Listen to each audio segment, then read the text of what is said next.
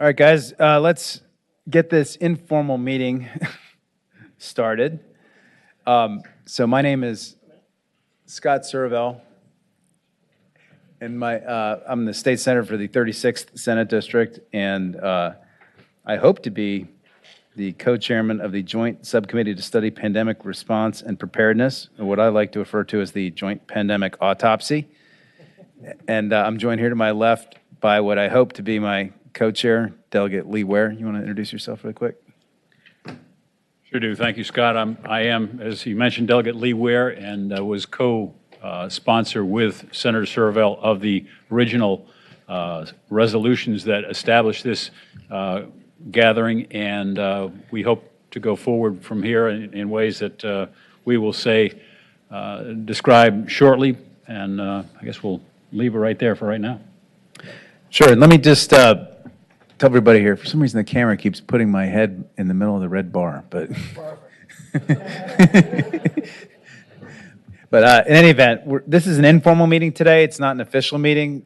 We are unable to make quorum today. We had a couple members who the matter did not get on their calendar who were supposed to appear, and so we didn't pressure some others to appear because we thought we had quorum, but we don't. And so if we were in a normal meeting, Hobie would be the one gaveling us in. He would then call attendance, establish quorum, and then the first order of business would be to elect co-chairs and then adopt a virtual meeting policy so that those who are online can meet virtually. But we can't do any of that today because we don't have a quorum. But notwithstanding that, I think we can still have this informal meeting, and what I'd propose is that we go around the room and everybody introduce themselves, and then we go through what was supposed to be the agenda briefly to describe so that people have some notice about what we're going to talk about, hopefully on next Wednesday at Reconvene when we will all be here in Richmond. So why don't we all introduce ourselves, and then we'll come back to me. I'll go to my right. Suderline, you go next. Good afternoon. I'm David Suderline. I represent the Roanoke Valley and parts of Southwest Virginia. Monty Mason, Williamsburg, Newport News, James City County, York. Carl Haight, Executive Secretary for the Supreme Court of Virginia. And Brian, let me go to you. Sure. Brian Yates, Vice Provost for Resident Programming at Liberty University. Good afternoon, Jen Siciliano, Chief External Affairs Officer at UVA Health. Good afternoon, I'm Caitlin Deal, representing Hampton City Schools. Okay. You go next. Hi, I'm Charles Kennington, Deputy Secretary of Finance, representing Secretary of Finance Steve Cummings. Jason Powell, Senior Advisor in the Governor's Office, representing Secretary Gadara. James Williams, Deputy Secretary of Health and Human Resources, representing Secretary Littell. Delegate Weber, you're next. Delegate Mike Weber, representing the 18th, soon to be 61st District. Got it. We have a few people online. I know, although, am I allowed to have the online people speak because it's informal? I guess it doesn't matter, right? Yeah, we're using people in right, yeah, okay. So those of you online, can you introduce yourself really quick? Delegate Nick Freitas, representing the 30th District, and hopefully next year the 62nd. Good afternoon. I'm Senator Favola, and I currently represent the 31st, which is parts of Arlington, Fairfax, and Loudoun. And my new district will be the entire county of Arlington. I'm Brian Horn, here for the Secretary of Commerce and Trade. I'm the director of DHCD. Anybody else on there? That's it. Okay. Cool. Well, first of all, I appreciate everybody stepping up and being willing to serve on this joint subcommittee. As I mentioned, I brought this idea to Delegate Ware last year, and or I guess it was before the last session. And from my perspective, we went through a rather historic moment back when the pandemic occurred in 2020 through 2021 and 22. If you read the resolution that charges us to be here, there's a little bit of a history there, but pandemics were actually a more frequent occurrence through most of the 1800s, but we haven't seen one here in Virginia since 1918. And so we had a bunch of systems in place which hadn't really been stress tested in 100 years plus. And I think there's a lot of lessons to be learned from that. And it's hard to forget everything we went through back then. We all learned what PPE is really quick. And I remember there being a lot of issues with data and information and vaccines and all kinds of stuff that most of us thought we'd never have to talk about. And from my perspective, this committee represents probably a historic opportunity to go back and look at what happened, look what we did right, look what we did wrong, figure out what we need to keep, what we need to change, and how we can adjust things going forward so that if this ever, God forbid, happens again, we have resilient systems in place. And I also think we could probably improve our government in general from what we went through in our regular operation of government. And so I'm hoping to conduct a really robust retrospective and come up with some good ideas and recommendations going forward. And Delegate Ware, you want to? And by the way, I also appreciate Delegate Ware be willing to give his time to this and his wise counsel. He's been at this legislating thing far longer than I have, and I also think it's very important that we do whatever we do in a bipartisan fashion as we go forward. And happy he's willing to serve. Well, thank you, Scott. I do think it is important that we take a retrospective look. It was a very painful period. The losses were acute in a number of ways, I think both commercially, educationally, judicially, and elsewhere. We experienced some very painful things. And I think we do well to go back and take a closer look and see what we did right and see what we didn't do right. And there are other places that have done things differently than we did.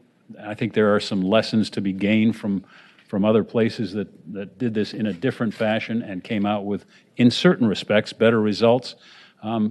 Obviously, in other places, not as good results. But I do think having this backward glance, which is also prospective for what we might do in the future, should we be faced with this kind of a terrible situation, I think is important. And so I was glad when Scott brought this to Senator Serville brought this to my attention and suggested we work on it together. I hope we can, as he said, have a very robust and comprehensive and candidly, no holds barred look at what we did and what we could do on this kind of circumstance.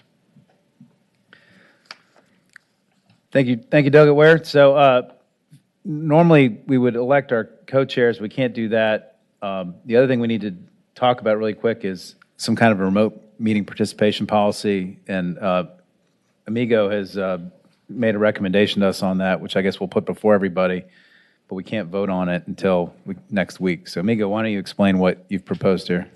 Thank you, Senator. Just to kind of set things up, because we're in sort of an unusual situation. A provision was added to the Freedom of Information Act that became effective in September 1st of last year, and it basically made virtual participation more flexible for public bodies, but it also requires that a policy be in place before you can use it. So that's why we're in the conundrum of having to have a quorum to be able to adopt the policy, and then you can let the other members who are participating virtually. So that's what that's why we're in this sort of unusual situation. Now, you have a copy of the policy, of the draft policy. It basically consists of three sections. The first section, because what the new provision allows is for individuals to participate virtually, as well as the entire body to meet virtually. So Section 1 talks about the individual participation. Now, under FOIA, under that provision, there are 3 instances where an individual can participate virtually: and permanent or temporary disability, medical condition of the member or a family member, where the principal residence is more than 60 miles distance from where the meeting place is, and a personal matter. And when it comes to the personal matter, you have to identify with some specificity what the personal matter is, and you can't do it more than 2 times or 25% of the meeting times. That's the first section. The second section deals with when the entire body can meet virtually. From a procedural standpoint, the request has to be made of the co-chairs, or the co-chairs can decide, and if that's the case, it has to be noticed properly. The main provision there is that you can't have more than 2 consecutive all virtual meetings. And the last section has to do with the minutes. There's some special provisions that have to be included in the minutes. For instance, who participated virtually, and if it was an individual who participated for one of the 4 reasons, had to state what the reason is and things of that nature. So that's basically, it's a standard policy that it was, I think the FOIA Council put together a work group, and this is the boilerplate policy that was put forward, and that's basically what you all would be looking at in terms of adopting when we get to that point. If you have any questions about, why we're in this unusual position, that's what I make the big bucks for, to say it depends, which is a good lawyer answer. Amigo, I had one question for you, and then I think Senator Suderline has a question. But the other issue I think we have to include in this policy is what kind of remote participation we're going to allow by the public in terms of the public comment period. Would that have to be part of this policy as well? I don't think that has to be a part of this policy. You can decide. We can certainly make it a part of the policy in terms of, are you talking about in terms of public comment period? We can make it a part of the policy, but this was intended for just how the meetings would occur for the joint subcommittee members. But that's a good point. I think that we can certainly add it as a section 4. And just while we're on that, I know Delegate Ware and I had talked about how we were going to allow public comment as part of this process, because I think there has the potential to be a lot of it. And at least I think the experience in the Senate last session, pre-crossover, led us to not have public comment post-crossover by Zoom, unless you wanted to be in person in front of us. And I talked with Delegate Ware, and I think he was comfortable with that being the process we utilized for this joint subcommittee, but I don't know if anybody has any views on that or on this in general, but I think we can talk about that some now to try and minimize the time we have to spend in committee next week to try and keep that meeting really short. But Senator Suderline, you had a question. Thank you, Senator Servo. I see the Executive Director of the Joint Health Commission in the back of the room, and he could tell you everything I'm about to say, which is to say, I think that it's important that people be present when we vote, and the Joint Healthcare Commission spent a good amount of time. Senator Barker, who's our chairman, and some others, we had lots of robust discussion, and I think that group came out with the right balance, which allows folks that for some reason might not be able to be present to be able to speak and participate in that way, so that there's the benefit of that. But for actual voting, and the policy, of course, is longer than I'm describing, but that's the meat of it, is that we do that. And so when we do meet again, I'd like us to consider a parallel policy with the Joint Health Care Commission and go that route. Everyone that's on this commission, or joint subcommittee rather, is a elected member of the General Assembly or has significant post, or they've now stepped up and received an appointment from either the Speaker of the House or the Chair of the Senate Rules Committee. So it's not just a informal kind of thing. I think these are all folks that we should all be expected to be here to vote in person. So that's my take, and I just hope we'll consider that when the time comes. Senator Amigo, I think the Crime Commission has a similar policy, right? Do you know? I serve in the Crime Commission. I don't think we can vote if we're not in the room, I think, but I'm not 100% sure about that. Sure. But I'm not aware of what I can. I'll tell you what I can do, Senator, that I can look into what those policies say, and I can provide that information to everyone. I think one other thing that had been mentioned earlier was that we can certainly make it available. We can set up the website so that people can send their comments in. In writing. I can talk with DLAS, which is another legislative branch agency, to find, if you want those to be categorized or sorted in any type of way, we would have to work with them to, but currently my agency can, as the comments come in, put them up on the PDF so that everyone can watch them. But I think you might get more benefit out of it if you have them sorted in a certain way or by date or something, so it's just not just a fire hose type situation. Secondly, I think we'll have to check into it, but I think if it's an all virtual meeting, you may have to provide for virtual public comment, but I can check on that to make sure. But I'll have all that for you before next Wednesday. Mr. Chairman. Senator Mason, I think. Thank you, Mr. Chairman. We go, when you include the Crime Commission, can you just do them all, like Behavioral Health Commission? Okay. I'm sitting here searching, I can't remember, I know we have the 25% and the 2 meetings, and the chairman's going to be, that's it. He didn't even like that much. But I can't recall whether we allowed a vote via virtual or not. And maybe we also ought to think about, in the future, standardizing this for all commissions, from the General Assembly, just so we don't go through this and have differing approaches to commissions that are all doing like kind of work.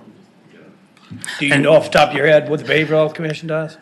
No, I said, and this is, and to be clear, this is sort of a brave new world because that provision went in September of last year, so we haven't had a lot of meetings since then. My thinking is that if we adopt the policy and we have people that are participating virtually, then they would be able to have full participation, which would include voting. Same with the all virtual situation, but I will check to see what some of the other groups are doing. Oh. And Yeah, do I hear correctly that we might have a quorum now? Oh. Excellent. Okay, well, I guess we need to beg off here and call the roll. Hobie, you want to do that? Yes, sir. Delegate Fillicorn. Delegate Freitas. Here. Thank you. Delegate Byron. Delegate Ware. Here. Delegate Orrock. Senator Mason. Here. Senator Suderline. Yes. Senator Favola. Here. Senator Servell. Here. Delegate Chris Jones. Jennifer Siciliano. Here. Caitlin Deal. Here. Jordan Asher. Keith Stevens. Brian Yates. Here. Dolores Oates. Here. Secretary Merritt. Secretary Rivera. Secretary Cummings. Present. Secretary Littell. Present. Secretary Mosier. And Executive Secretary Haid. Here. Mr. You have a quorum. Great. So I guess then, thanks. Been saved by the rural locality. Thank you, Ms. Oates. I think that the next thing that would have to be done is to adopt the virtual meeting policy? Yeah, so then the members that are participating virtually can have full participation.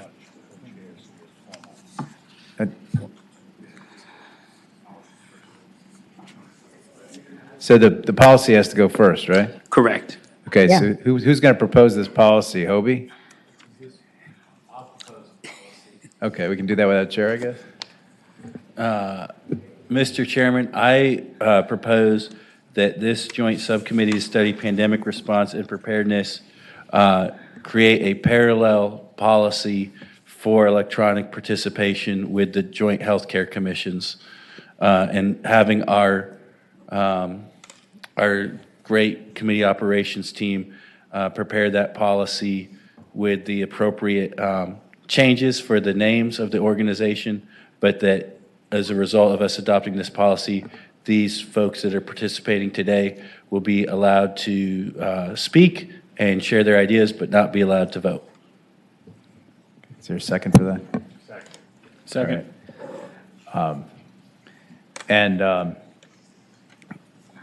Senator, do you know, does that policy have anything in it in writing about public comment participation?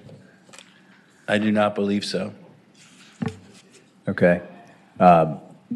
Would anybody have a friendly amendment to that to allow public comment only in person and not virtually and by website? Follow that? Mr. Chairman. Senator, I don't think you can participate yet, but until we have the policy in place. I'll adopt the policy.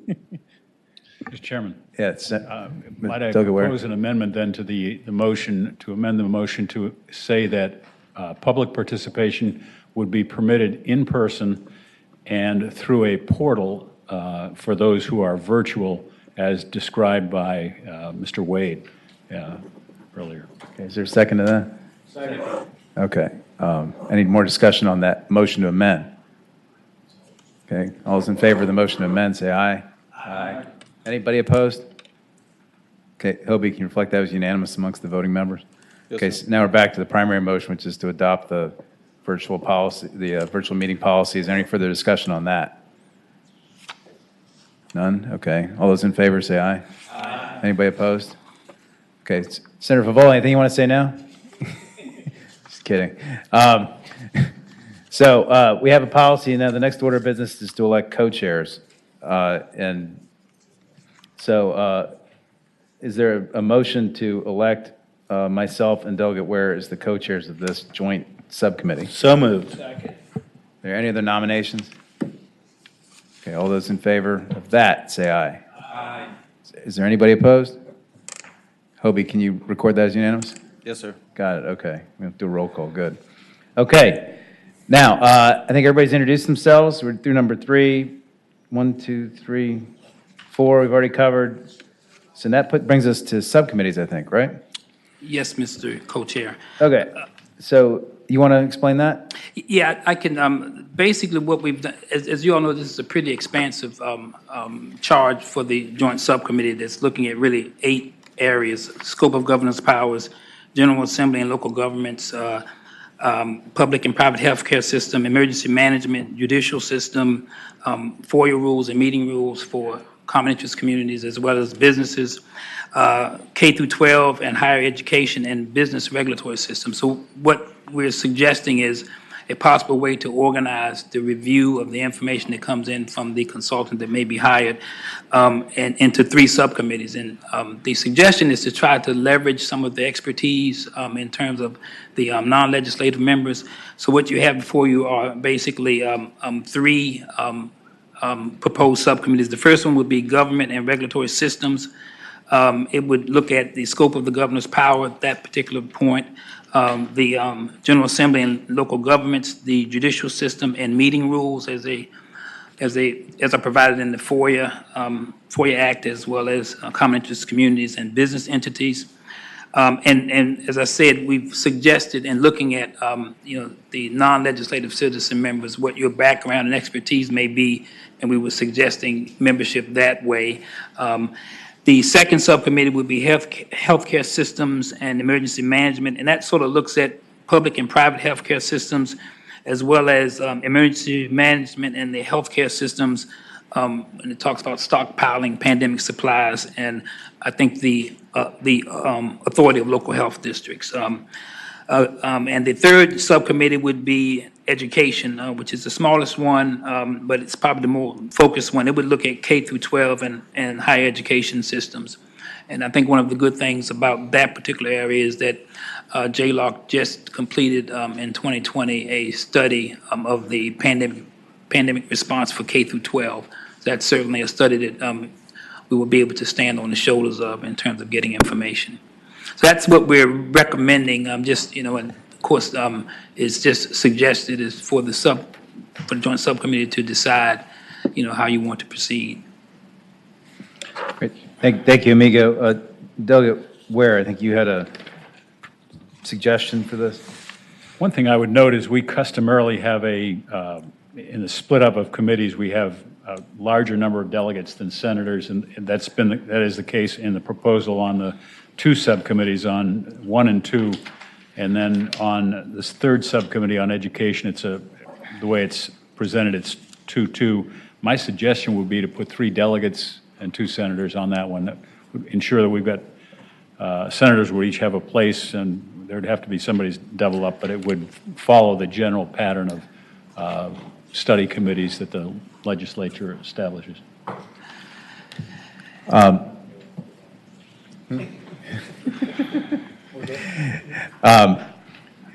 Amigo, I guess we ought to do a motion on subcommittee structure, right? Yes, sir, Mr. Chairman. Okay. Co-chairman. So, just to get this thing in the right posture, does anybody have a motion to adopt the subcommittee structure that Amigo has recommended? Mr. Chair, or Yeah. Mr. Co-Chair. Yeah, Doug Weber. Would the motion also include that change? So it'd be to adopt it with an amendment? It sounds like Suderline wants an amendment instead of it being part of the primary motion. Okay. So procedural, we adopt this and then amend it, or amend it first? Make a motion, and then we do a motion to amend.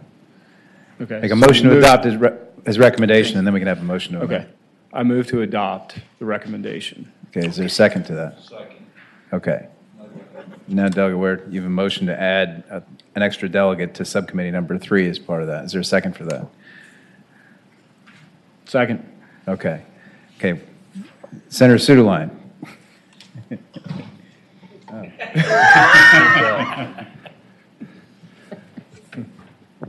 I guess Senator Favola and I are the only legislators here who never served in the House of Delegates. So I don't know, maybe these other senators will be more sympathetic to that argument, but I'm not.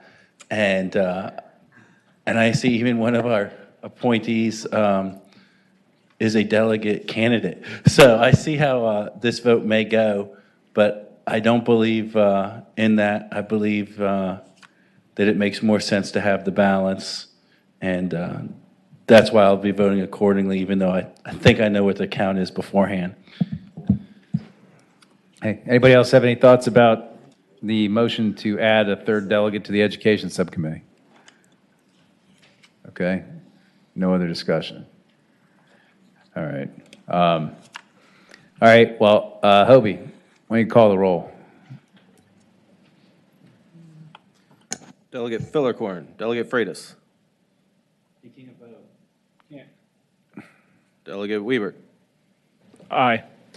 Delegate Byron, Delegate Ware, Aye. Delegate Orrock, Senator Mason, Aye. Senator Suderline, No. Senator Favola, Senator, No, too. Oh, she can't vote. I'm not clear. I don't think I can vote based on the rules. No. Am I correct in understanding the rules that? Yes, that's correct, Senator Favola. Senator Serval. All right. I'm an Thank you. aye. Delegate Chris Jones, Jennifer Siciliano, Caitlin Deal, Jordan Asher, Keith Stevens, Brian Yates, and Dolores Oates. Ayes 10, noes 1. Great. Contrarian Ayes 8, caucus. noes 1. Yep. Senator, if I may, I just wanted to make sure I had clarity. So for Subcommittee 1, is 2 senators and 2 delegates? Okay, it's one senator and 2 1, delegates. 2, Okay. and 2, Okay. 2, 3. Okay, got you. Thank Got you. it. And so we talked with Hobie earlier with Amigo earlier about this.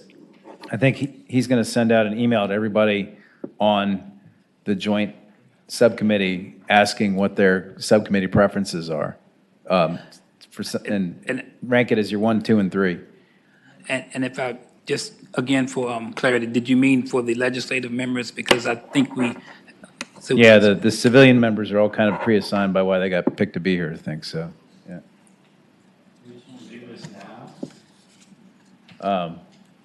Yeah, I guess we, yeah, I guess we could do it. We could probably knock it out now if you want, I guess. So,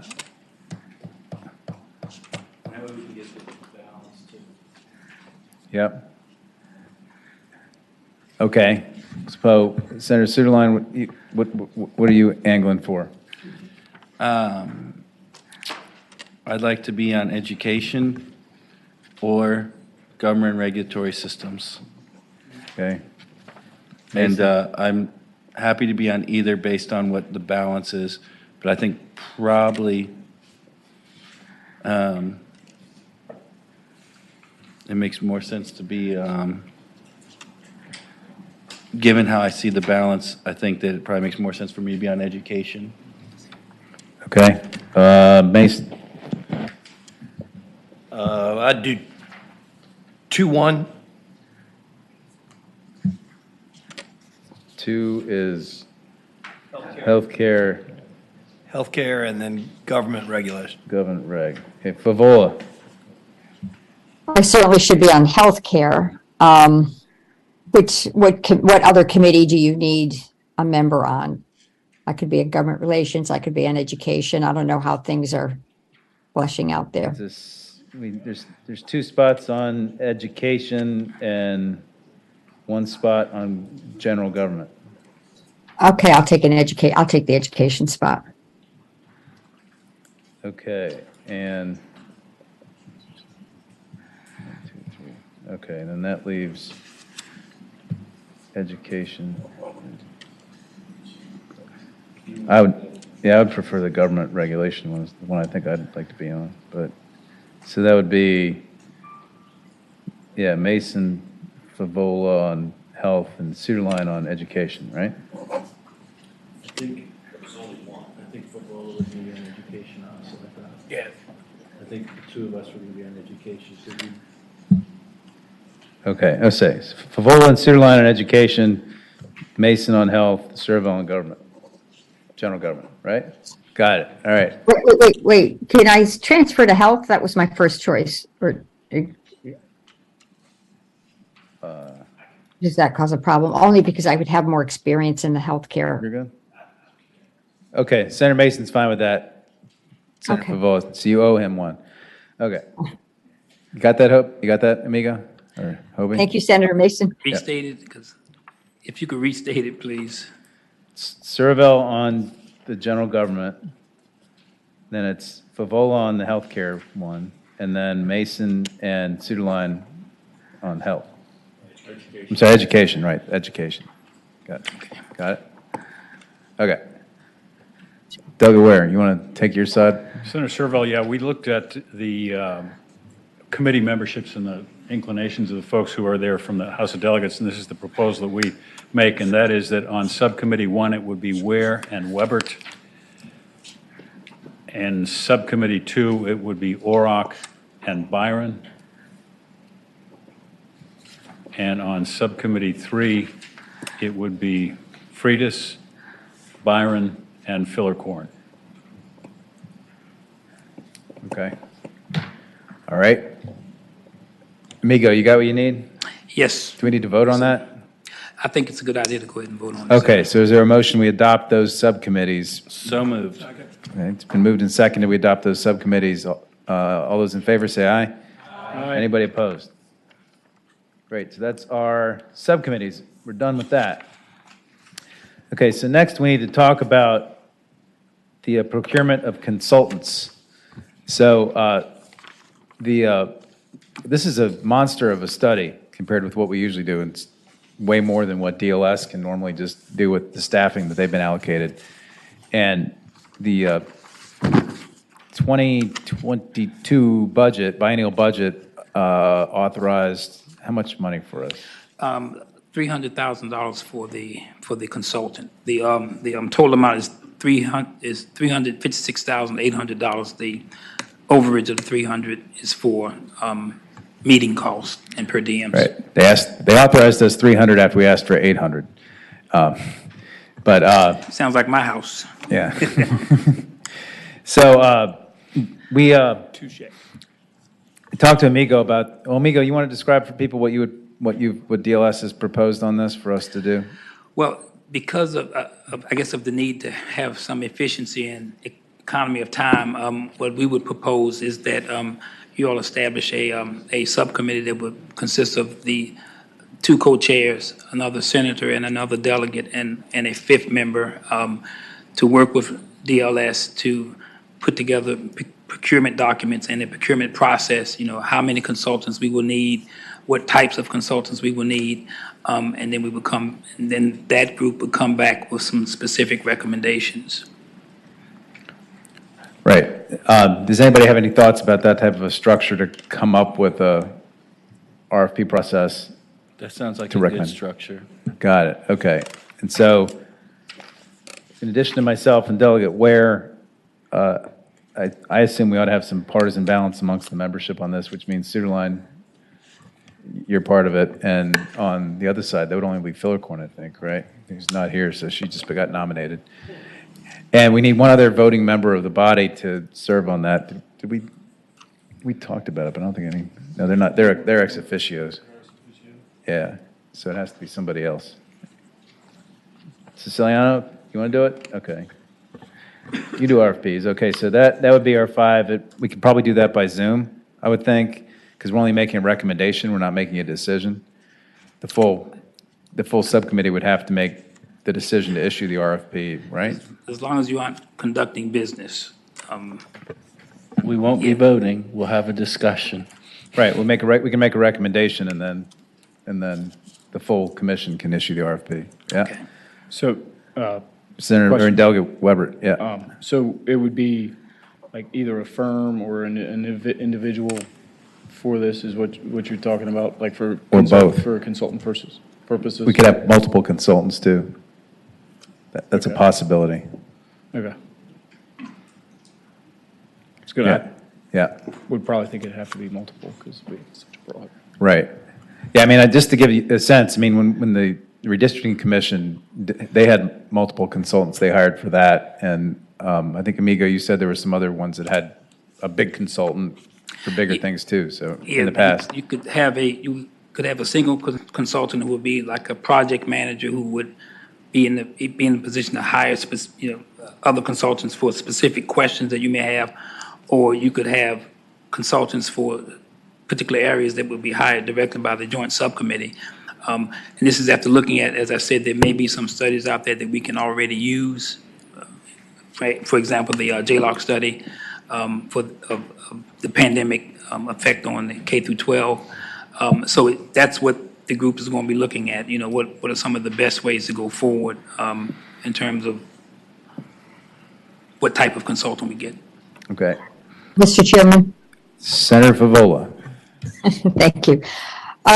Just for clarity, I'm expecting that the subcommittee would probably identify the subject areas that we would want consultants on.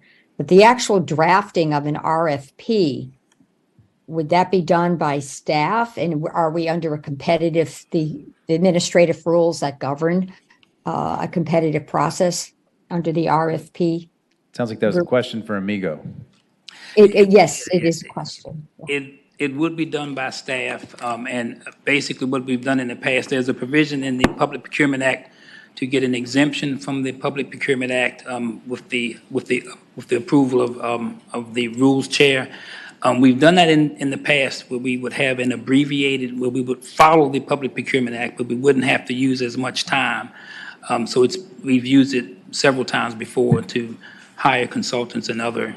And Mr. Chairman, there may be an exemption for on the competitive requirement, the requirement to seek competition through the process. I guess based on dollar amount is under a certain dollar amount. Can you award a sole source?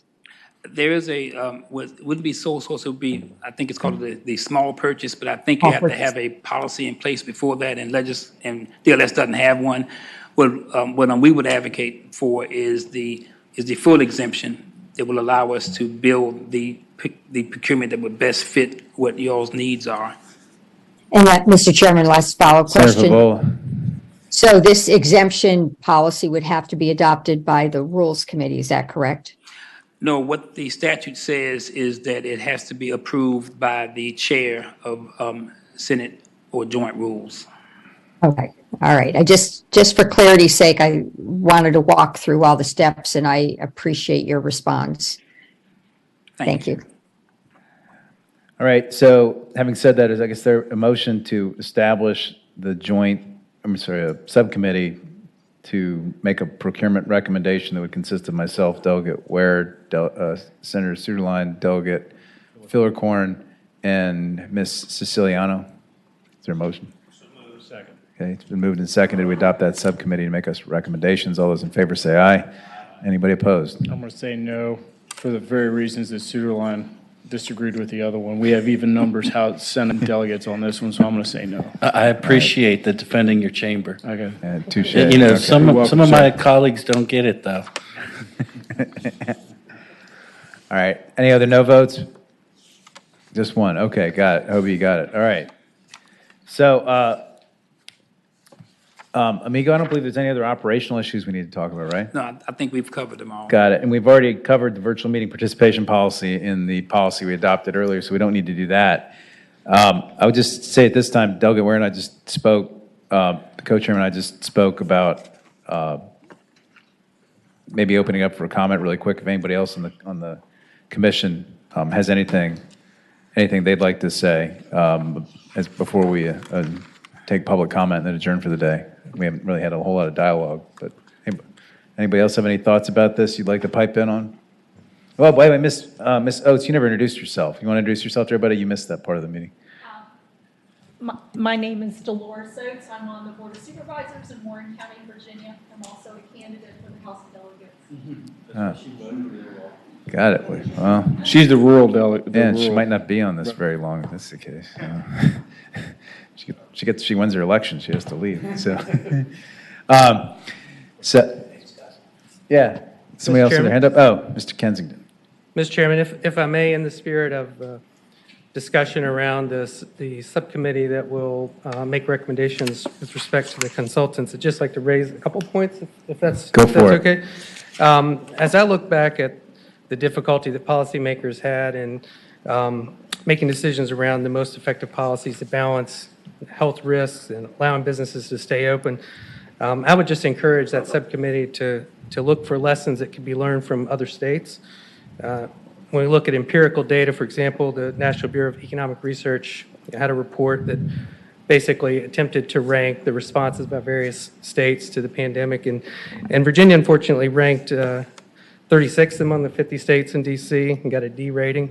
So I just encourage us to think about what lessons we can learn from what other states have done in protecting individual freedoms, educating our school children, keeping businesses open while also managing the public health risk. Thank you, Mr. Chairman.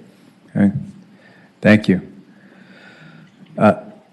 Anybody else have any thoughts before we charge off, or any thoughts about the consultant side of things, et cetera, before the subcommittee charges off and come back with a recommendation? No? Mr. Chair. Delegate Weber. So, Weber, in regards to, I guess, what does our schedule look like for like next meeting, subcommittee meetings and all that kind of thing? That's a good question. So if you go read the resolution. Which I'm trying to. This first meeting is actually about 1 year late. We didn't have our delegate members until about 2 months ago, I think. And so that's what the delay has been. And we're only authorized to have 4 meetings a year, I believe, under the resolution. And there's language in the Senate budget amendments that would extend this study for another year.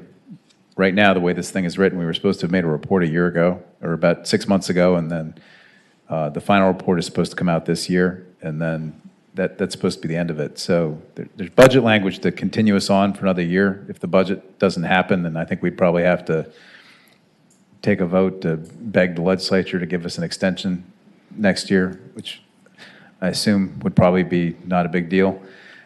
So in any event, we're supposed to have 4 meetings this year. It seems to me we have our next meeting once we've got a procurement idea in place, and then we're going to have to get the consultants in place after that, and so we're probably looking at probably not doing any real meaningful work probably till the fall is my guess, but that's just, yeah. So Delegate Weber. So further question, so after we've procured consultants, then the subcommittees, is there any limits as to what the subcommittees can meet, or is that just?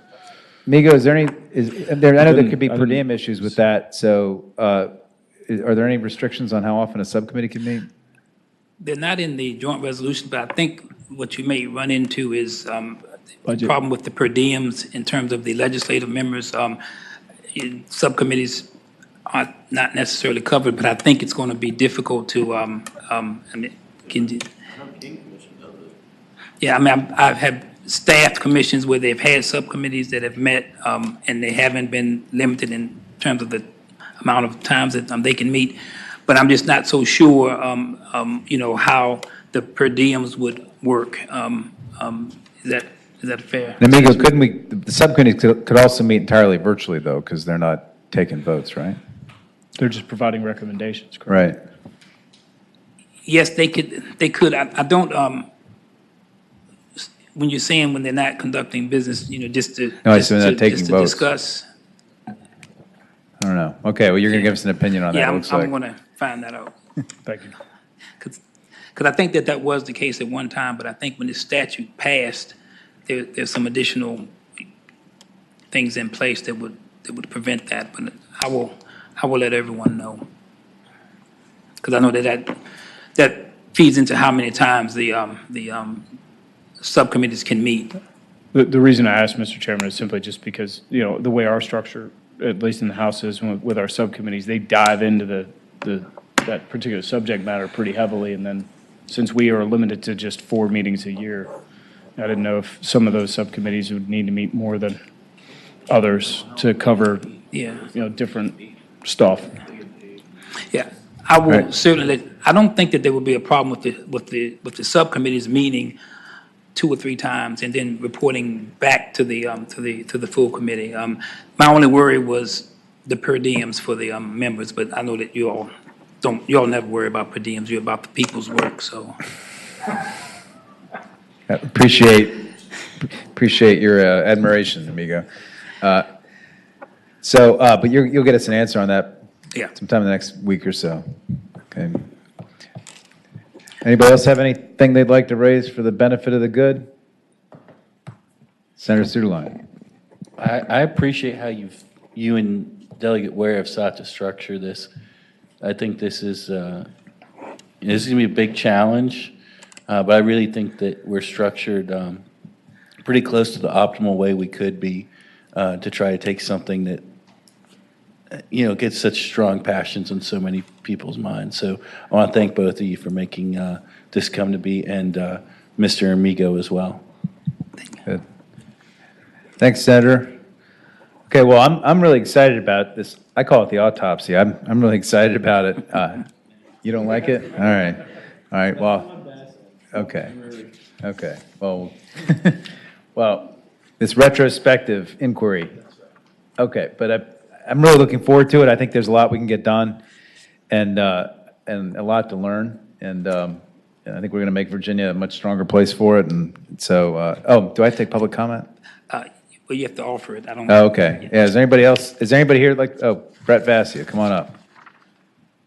2 minutes.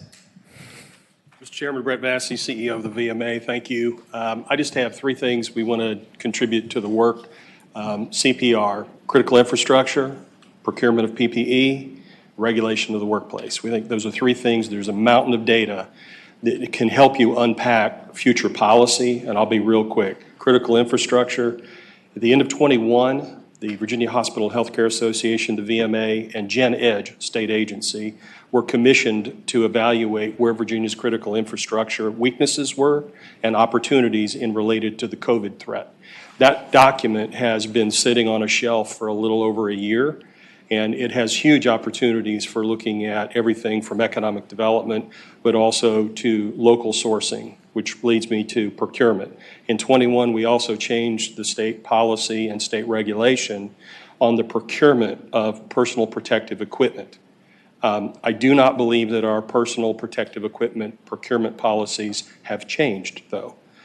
We helped stand up a hand sanitizer consortium.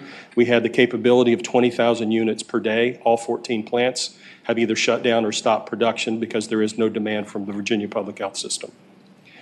We also stood up glove manufacturing. We stood up gown manufacturing, all the things that are still in use and still in need, but certainly at a smaller amount. But we have an opportunity to look at our procurement policies and are we really truly procuring local, as was the intent, to make sure that we are resilient for the next big challenge, which there always will be. And then the third, on regulation of the workplace, just out of disclosure, we were the lead litigant for the business community, both in the district court and the appellate court on the final permanent standard. There's a mountain of data there available as well on what the courts thought the authority could or should be for the Safety and Health Codes Board. And then the Safety and Health Codes Board has just gone back through a process just a little less than a year ago of repealing the final permanent standard. We were the first state to have that.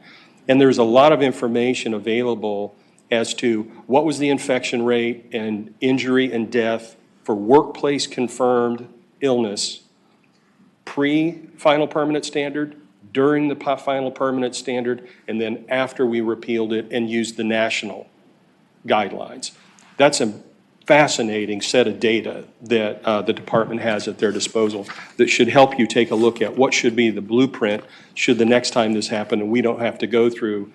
Really, for the industry, we're a 24/7, 365 industry. We're proud of our safety in our workplace, because you can imagine taking a factory of 1,000 people and trying to separate them by 6 feet and still make your requirements to keep the economy going. We did it, and the last thing I'll say, Mr. Chairman, we have several of our factories that we're very proud of how we adapted, and they would love the opportunity to show you how they adapted through COVID, and it's some good case studies that I think would be worthy of evidence if you are developing some sort of pragmatic recommendations for the future. So CPR. Sounds like good subcommittee work. Thank you, Brett. Is there any other public comment? Doesn't look like it. All right, well, the next meeting is going to be chaired by my co-chairman here. I think that's how we'll probably handle it. And Amigo, something else you want to raise? Yeah, I just want to let you all know what you should be expecting from me in the next week or so. A copy of the committee structure along with the membership, a copy of the virtual meeting policy, and a copy of the structure of the procurement subcommittee. Okay. And hey, Brett, you said there was some document we should look at on a shelf somewhere. You could send that to Amigo. Maybe we could circulate that as well. Okay. All right. So having heard all of that, is there a motion we adjourn? So moved. Second. Okay. All right. All those in favor say aye. All right. Anybody opposed? Okay. We're adjourned.